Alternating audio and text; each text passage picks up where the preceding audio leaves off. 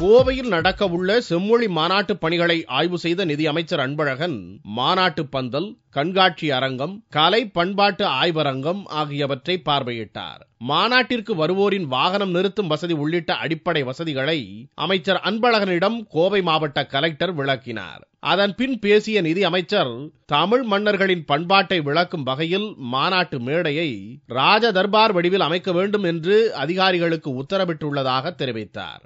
கண்காட்சி அரங்கு மிகப்பெரிய அளவிலே உருவாகி இருக்கிறது.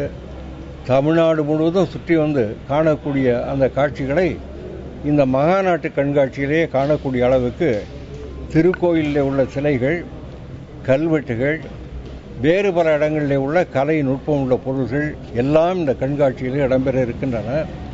அதை தொடர்ந்து இங்கே மகாநாடு துவக்கி வைக்கப்படக்கூடிய அந்த பொது அரங்கு 50,000 பேர் அமர்வதற்கான இடவசதியோடு சிறப்பு விருந்தினர்கள், முக்கியஸ்தர்கள், நிருபர்கள், ஆய்வரங்கிலே பங்கு பெறக்கூடியவர்கள் அவர்களெல்லாம் வந்து அமர்வதற்கு தனித்தனி இட அமைப்போடு ஒரு பெரிய அரங்கு, இதுவரையில் தமிழ்நாட்டிலே அவ்வளவு பெரிய அரங்கு, இந்தியாவிலே அவ்வளவு பெரிய அரங்கு, மகாநாட்டு அரங்கு இதுவரையில் அமைந்ததில்லை.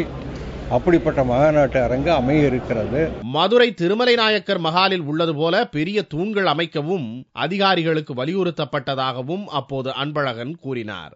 இந்த ஆய்வின் போது அமைச்சர்கள் பொங்கலூர் பழனிசாமி, செல்வராஜ் ஆகியோர் உடனிருந்தனர். செம்மொழி மாநாடு நடைபெறுவதை ஒட்டி கோவை கொடிசியா வளாகம் அமைச்சர்களின் ஆய்வு கூடாரமாக களை கட்டுகிறது.